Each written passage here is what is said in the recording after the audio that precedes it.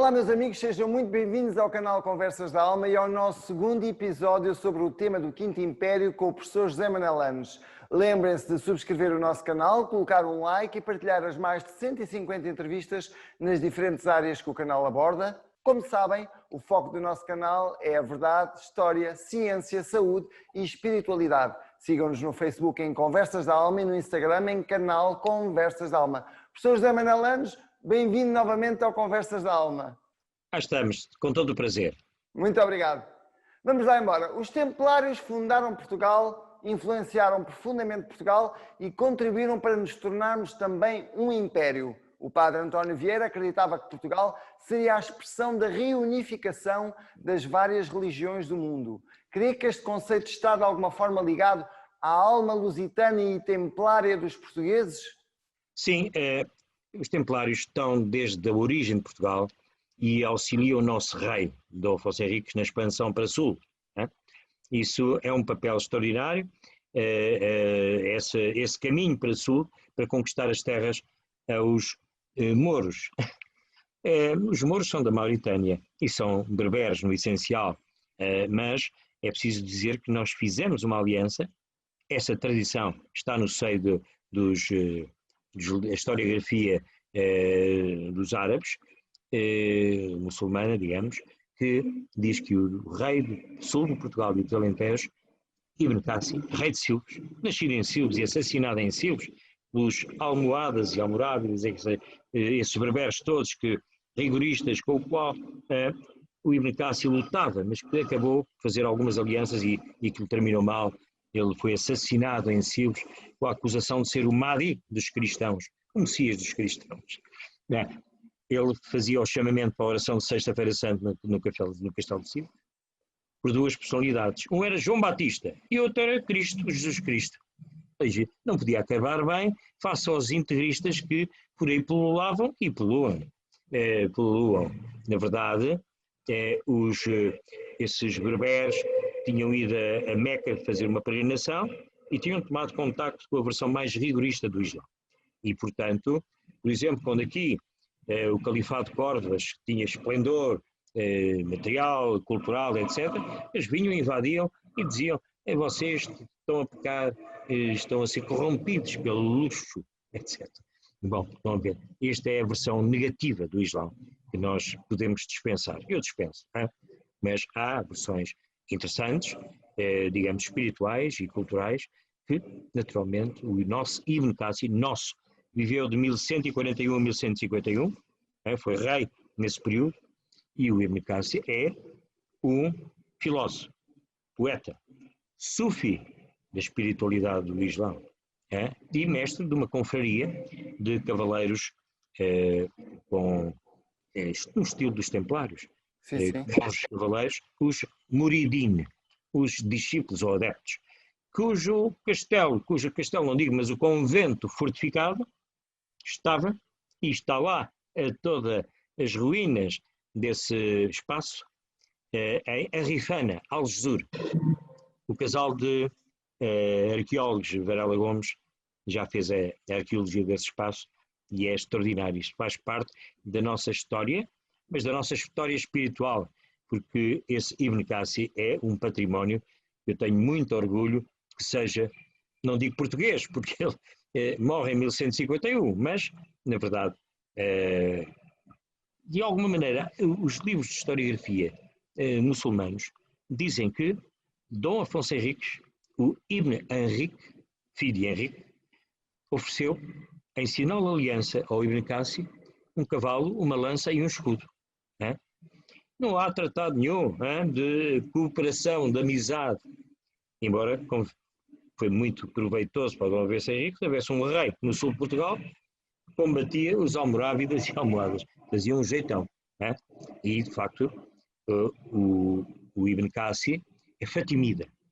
O califado fatimida tinha sede no Cairo e é um califado, digamos, de alguma maneira, xiita, com aquele xiita, não dos 12, mas do xiismo dos 7 imãs, ismaelita.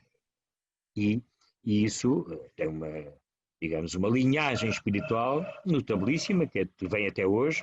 E o nosso exatamente. Está cá, os ismaelitas vão estabelecer, ou já estabeleceram, a sede mundial, a sua sede mundial em Portugal. A princípio era Cascais, mas parece que é Lisboa. Enfim, é muito bom, porque eles têm uma grande dimensão de assistência social e cultural e têm muito dinheiro para o fazer. Portanto, bem-vindos sejam. Não, é um orgulho termos essa presença aqui de Aga Khan, não é? É verdade, é uma fundação incrível. É, não é? Eu já Excelente. tive a Portanto, oportunidade de, pronto, estar com eles e gostei imenso do contacto que tive com eles. Imenso. eu não tive com o número 1, mas estive com o número 2, ali naquele palacete que há entre o Corte Inglês e o Palácio da Justiça, aquele palacete que eles Sim, sim, recuperaram. foi aí que eu tive também. Foi aí que eu Eu tive. também, estive aí, exatamente, e estava aquilo tudo em obras, e depois ele perguntou-me lá o HK número 2, para simplificar, que sugestão eu fazia, olha, fazer uma museologia daquele espaço na Rifana Algesur, para se perceber a importância desses Muridin e do Ibn Cássia, e também traduzir para português o tratado do Ibn Cássia, um tratado de filosofia e poesia extraordinário, que é o Descalçar das Sandálias. É esse gesto de humildade que Moisés teve quando foi falar com Deus, né, no Monte Sinai. E então, estas duas sugestões, espero que eles não me tenham esquecido, porque senão eu vou lá e peço messas. Né? Temos que Vamos os lá. relembrar, temos que ir lá relembrá-los. Exatamente. Não acho? E eu penso que são duas modestas sugestões, mas de grande alcance espiritual e cultural. Sim, sim. Histórico. Subscrevo Ora bem, completamente. não é? Agora, Obrigado. relativamente a Fernando Pessoa, que dizia, cito, Portugal conseguirá impor uma civilização espiritual própria. Qual foi o contributo de Fernando Pessoa para este conceito que eu acabei de dizer e também do Quinto Império? Qual foi o Ora bem, contributo dele?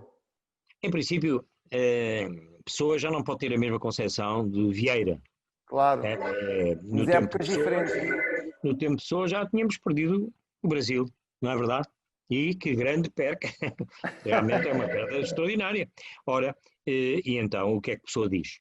Bom, o Quinto Império vai ser um império cultural, né, baseado na língua portuguesa, né, essa língua sagrada, né, que será a base desse império cultural. Mas, naturalmente, com uma dimensão ecuménica, universalista, que Pessoa sempre promoveu e teve a ideia de que é isso que nós podemos oferecer ao mundo, esta dimensão universal, né? Mas naturalmente baseada na nossa língua portuguesa, que temos que continuar a promover, exercer, independentemente dessas novas ortografias que para aí há, que é uma coisa que me faz uma irritação cutânea Exatamente. muito forte. E bem, então, Eu disse uma coisa muito interessante, que a língua portuguesa era sagrada. Subscreve também isso que a pessoa dizia e completamente. porquê? Olha, há uma coisa muito interessante que é um livro do António Telmo, um dos escultores da filosofia portuguesa, que é exatamente sobre a língua sagrada, o português como língua sagrada. E isso, digamos, nós participamos, vimos do grego e latim. Grego e latim, temos coisas do grego e latim. E, naturalmente, há depois uma elaboração própria ao longo dos tempos, mas Portugal tem uma língua extraordinária. Não é por acaso que nós somos, em primeiro lugar, poetas, também bons romancistas, mas poetas. A poesia é fácil para nós porque temos uma língua que se adapta a esse universo de criação onírica, de criação simbólica. E eu penso que, para além de Camões, para além de Pessoa, dois grandes nomes da nossa criação poética, nós temos muitos outros escultores, Ramos Rosa, e o Ramos Rosa até tinha uma dimensão muito interessante, porque utilizava alguns materiais alquímicos. Mas E o não Ramos apenas, Rosa era o iniciado também, não era? sim senhor, eu falei com ele várias vezes, até das últimas vezes foi ali onde ele estava recolhido num lar no Restelo, e ele sempre manteve essa dimensão, que era essencial como material Fantástico. para a sua criação, a dimensão hermética, esotérica, como queiram, e particularmente alquímica. E então, a poesia é criadora de mundos. E para realmente a criação desses mundos é necessário que essa linguagem, esse material que é a língua portuguesa, seja de facto como é apropriada a essa criação, a ação de miurga. Nós somos criadores de mundos. É verdade, somos mesmo. Embora as Não é? pessoas não tenham consciência disso. Nós somos criadores de mundos. A pessoa, isso é poesia, isso não vale. Não, não. Esses mundos que nós criamos a nível supramaterial têm dimensões que se depois refletem na dimensão material. Eu penso Totalmente. que, não é? Isso é muito importante, mas só os poetas e alguns é que têm essa dimensão e que respeitam e desenvolvem. Pessoa é realmente um indivíduo notável.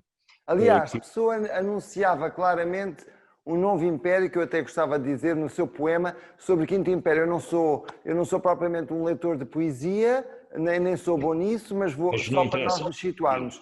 Uma Muito referência bem. aos 4 impérios antigos e a chegada do Quinto Império que ele referia neste seu poema.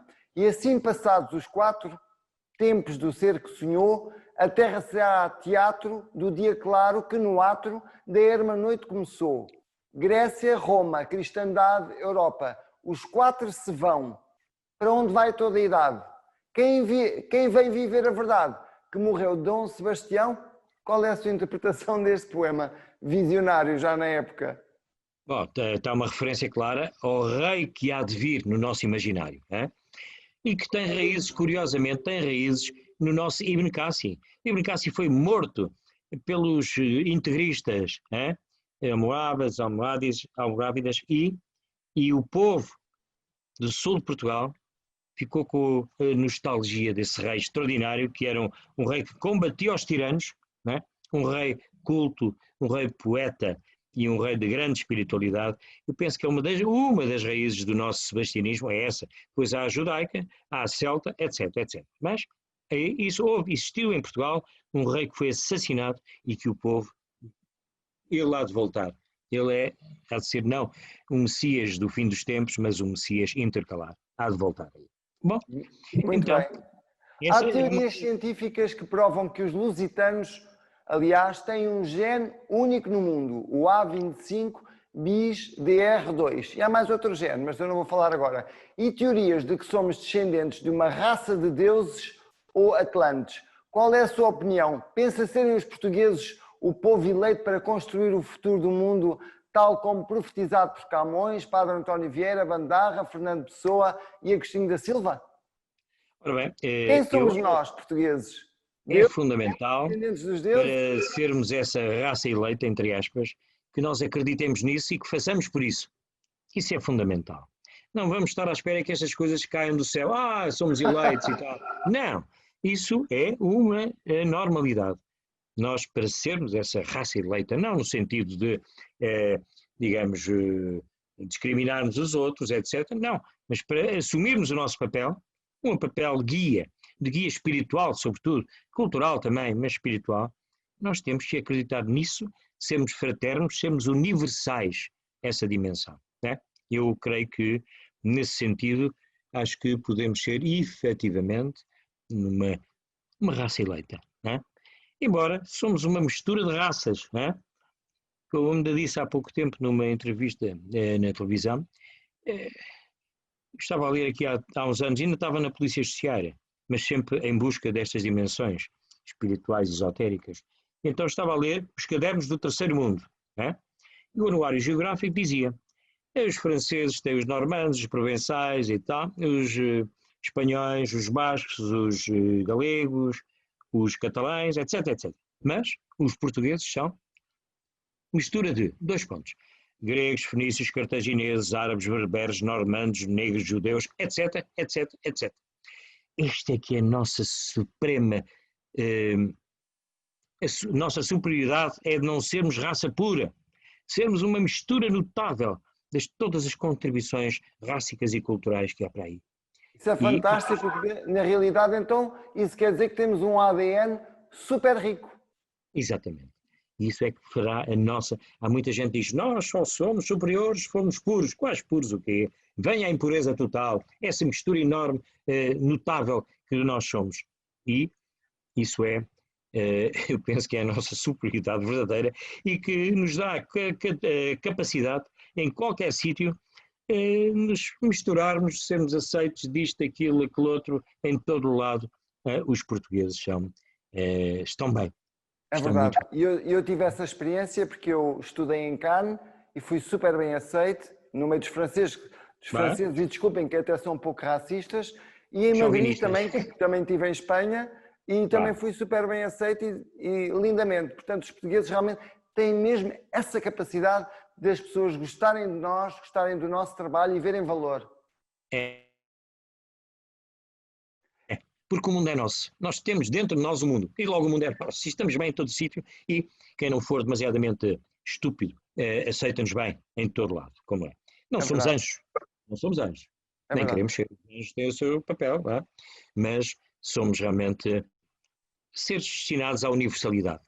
Isso fantástico, fantástico. E se estão a gostar desta série e querem saber mais, vejam o terceiro episódio desta entrevista sobre o Quinto Império com o professor Anos no próximo Conversas da Alma. Lembre-se de subscrever o nosso canal, ativar o sino das notificações, partilhar as nossas entrevistas e colocar um like. Obrigado, professor Anos, mais uma vez. Obrigado a todos. Às ordens. Tenham uma boa semana, ativem o vosso ADN divino e contribuam também para o erguer do Quinto Império em Portugal. Muito bem, muito bem.